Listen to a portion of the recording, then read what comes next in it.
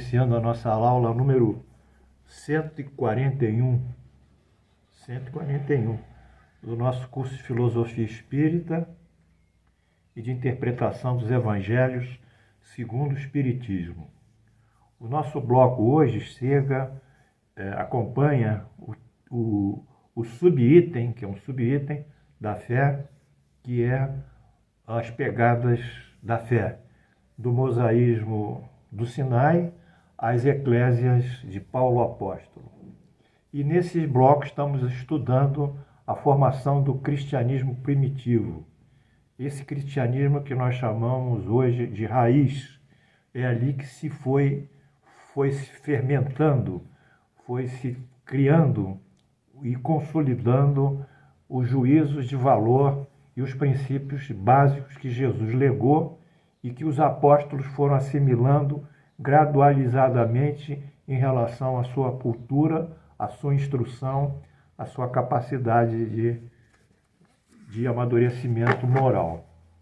Esse é o cristianismo primitivo, é esse que nós seguimos dentro da doutrina espírita, a máximas morais do Cristo.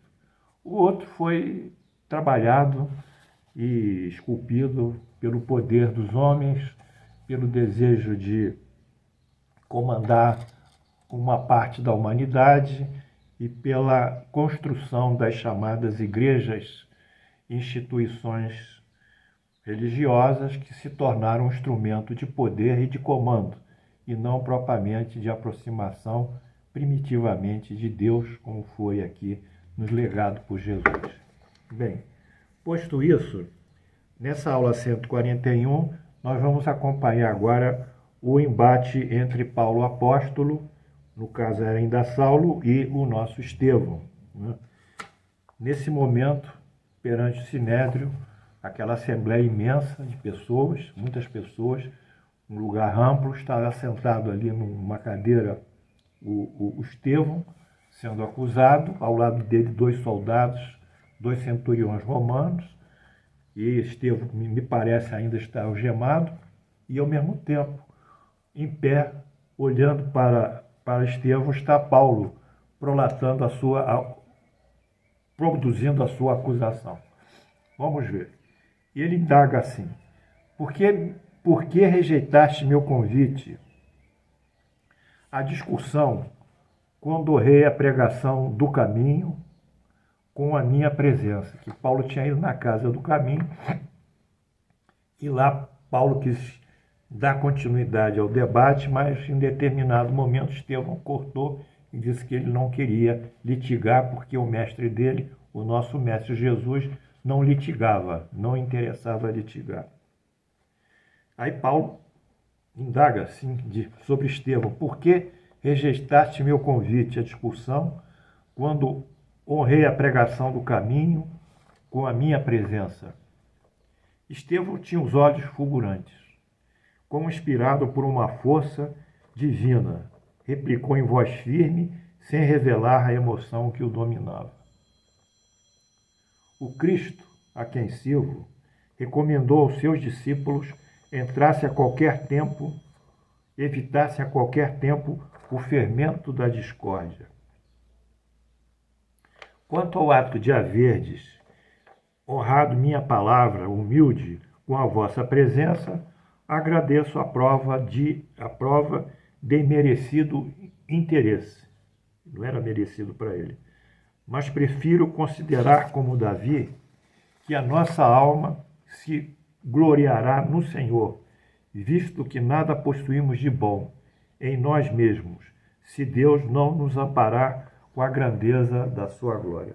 Então ele remete esse elogio que Paulo teria ido, foi lá para honrá-lo, né?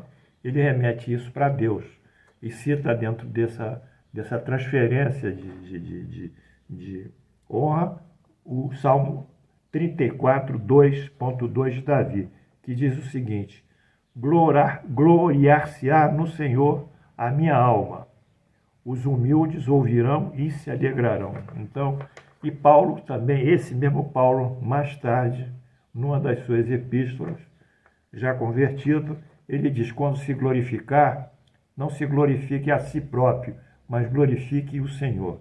Ele vai reproduzir isso.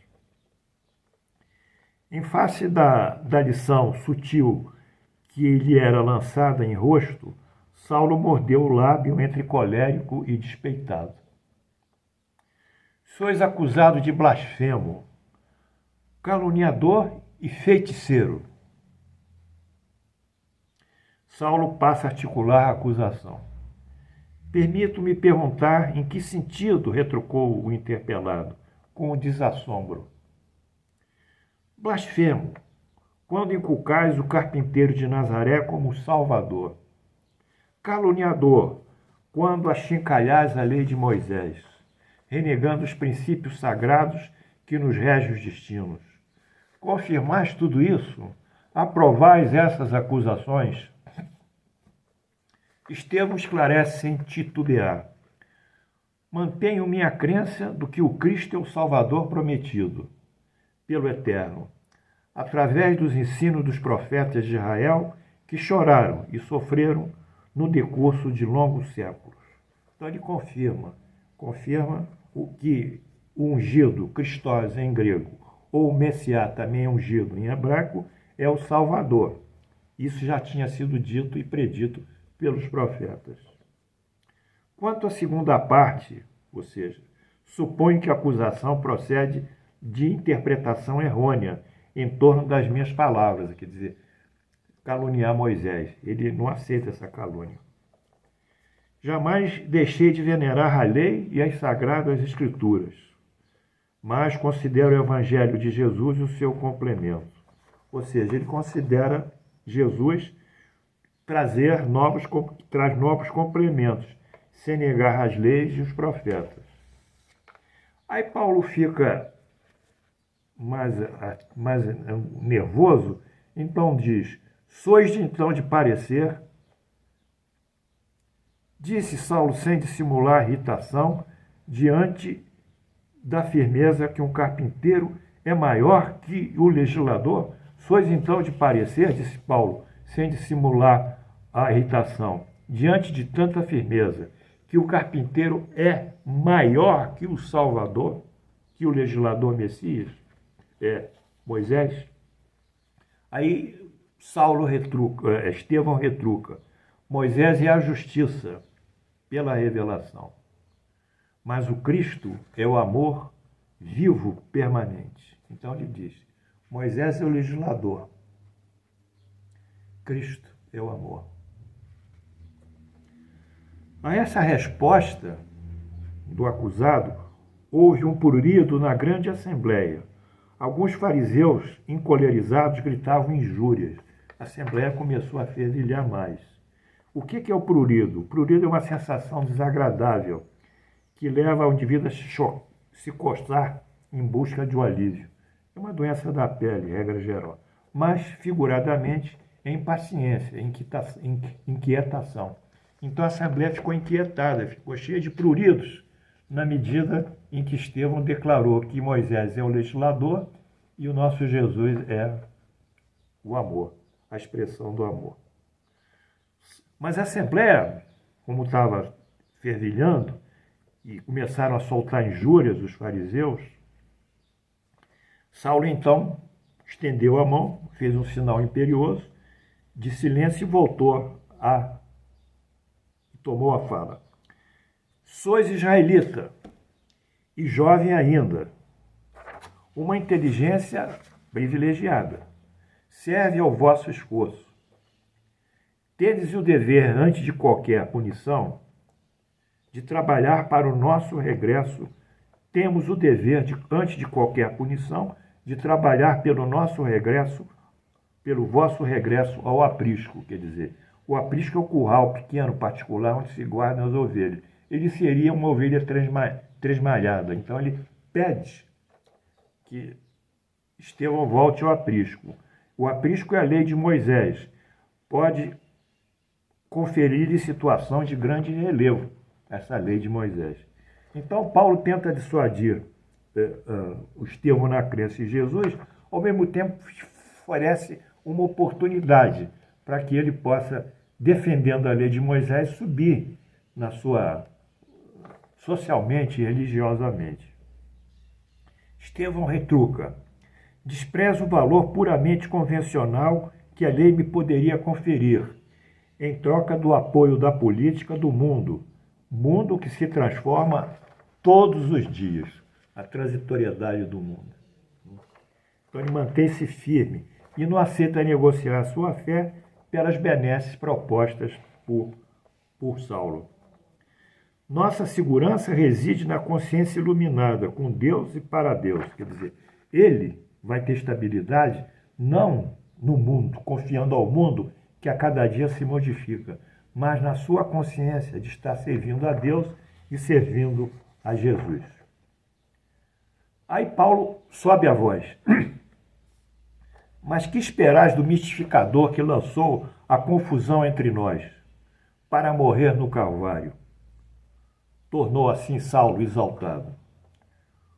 Responde Estevão: o discípulo do Cristo deve saber a quem serve, e me honro ser um instrumento humilde nas suas mãos. Quer dizer, ele se submete à vontade do Cristo. Não precisamos de inovador para a vida de Israel, retruca mais uma vez Paulo. Surge então a resposta, até então jamais pensada por aquela assembleia e pelo próprio Saulo. Compreendereis um dia que para Deus Israel significa a humanidade inteira. Estevão toca no ponto nervoso do judaísmo. Israel não mais será a única nação a guardar os ensinamentos divinos. Esses sairão pelo mundo. Então, tocou nesse regionalismo judaico. Diante dessa resposta ousada, quer dizer, que Israel vai servir a humanidade inteira, a quase totalidade da Assembleia prorrompeu em apupos, mostrando hostilidade franca e aberta. Afeitos ao regionalismo intransigente, os israelitas não toleravam a ideia de confraternização com os povos que consideravam bárbaros e gentios, estrangeiros. E é verdade. Não era só afeito ao regionalismo, era afeito aos costumes da época. Né?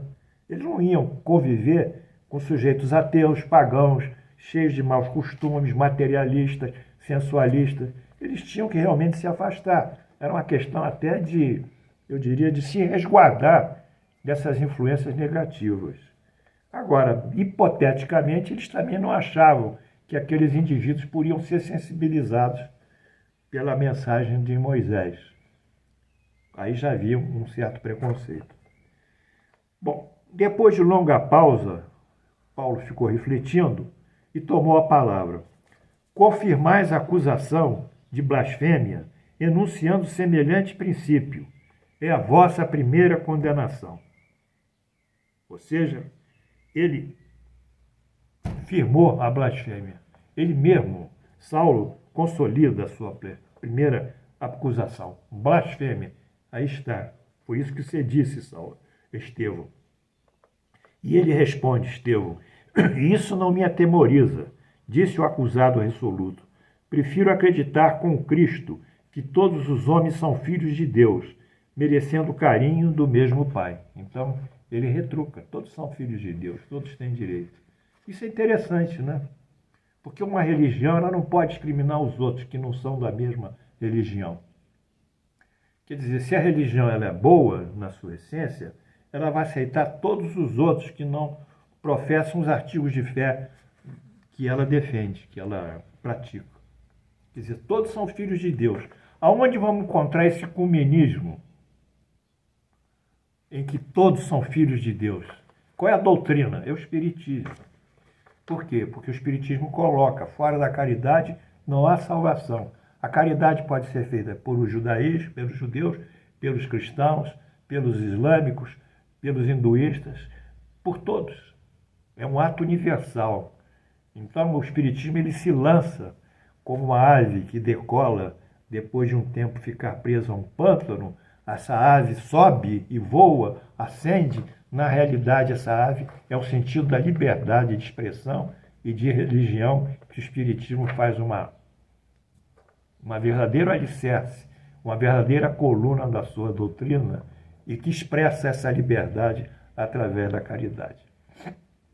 Portanto, aqui, pelo contrário, Saulo era dogmático, era ortodoxo. Então acusa o Estevão de violar esses princípios mosaicos. Ele é um blasfemo. Calunias Moisés, ainda mais, tais palavras. É outra sua condenação. Calúnia. Por que aguardais a minha confirmação? Aí o Saulo ainda diz assim, confirma tudo isso? Que você é um blasfemo? Que você é um caluniador? Ele olhando fixo para Estevão. Estevão docemente diz, por que aguardais minha confirmação, se obedeceis a um critério arbitrário? O Evangelho desconhece complicações da casuística. Não desdenho Moisés, mas não posso deixar de proclamar a superioridade de Jesus Cristo. Então, Estevão não considera a linha de acusação de Saulo, porque ela é preconceituosa. Ele vai chegar a uma conclusão dentro de uma premissa errada. O raciocínio pode ser bem feito, seguir os princípios lógicos, mas a conclusão vai ser tão pervertida quanto a premissa que ele colocou antes. Quer dizer, é um preconceito que ele colocou. Então, Estevão não reconhece esse tipo de argumentação. Podeis lavrar sentenças, diz ele, e proferir anátemas contra mim. Entretanto, é necessário que alguém coopere com a Salvador no restabelecimento da verdade acima de tudo e, sem embargo, das mais dolorosas consequências. Paulo retoma a palavra. O tribunal reconhece-vos como caluniador passível das punições atinentes a esse título vergonhoso, ominoso. E tão logo foram grafadas novas declarações pelos escribas, que anotavam os termos da inquirição, Saulo acentuou-se em disfarçar a ira que o dominava. É indispensável não esquecer que sois acusados de feiticeiro. Que respondeis? Aí Estevão indaga, de que me acusa em particular? Saulo continua, eu próprio vos vi curar uma jovem muda num dia de sábado. Quer dizer, sábado é o dia de descanso. Quer dizer, já foi uma violação ter alguma atividade no sábado, frente à lei mosaica. E diz que curou uma jovem muda. Ignora a natureza dos sortilégios que utilizaste nesse feito. Sortilégios são magias. Diz então Estevão, não fui eu quem o praticou esse ato de amor, como certamente não ouviste afirmar. Foi o Cristo, por intermédio da minha pobreza. Foi o Cristo, por intermédio da minha pobreza. Pensar em inocentarmos com essa ingênua declaração, a suposta humildade não vos desculpa. Fui testemunha do fato, e só a feitiçaria poderá elucidar seus esclarecimentos estranhos.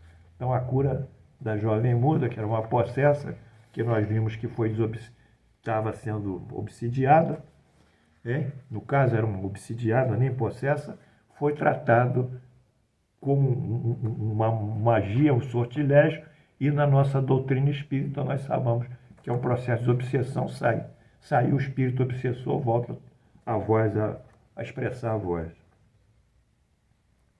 Aí, quando ele fala em sortilégios, magias, fatos inexplicáveis, Estevão sobe e responde, e contudo o judaísmo está cheio desses fatos que julgais não compreender.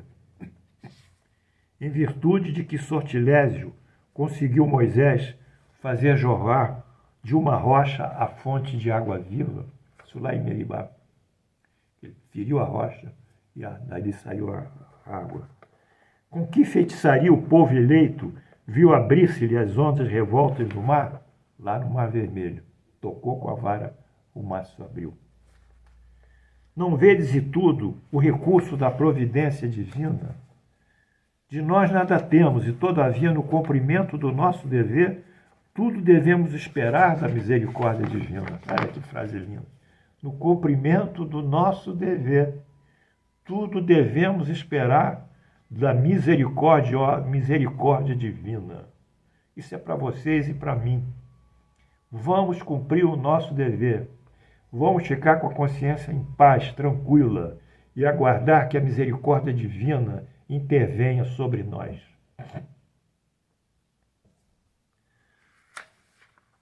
Analisando a resposta concisa, reveladora de raciocínios lógicos irretoquíveis, o doutor de Tarso quase rilhou os dentes. Examinando a última exposição de Estevão, sentia dificuldades para argumentar. Fugindo assim à contestação e mesmo o diálogo, passou para a acusação final. Não tinha mais argumentos para Estevão. O acusado confirma por sua palavra a denúncia que foi objeto. Acaba de confessar em público que é blasfemo, caluniador e feiticeiro. Entretanto, por sua condição de nascimento israelita, ele tem o direito à defesa última, independente das minhas interpretações de julgador. Propõe, então, que a autoridade competente lhe conceda esse recurso. Aceita a proposta, formulada pelo juiz da causa, Estevão passou a usar de um direito que lhe era conferido pelo nascimento. Israelita da tribo de Isaac. Bem, foi isso que nós vimos hoje.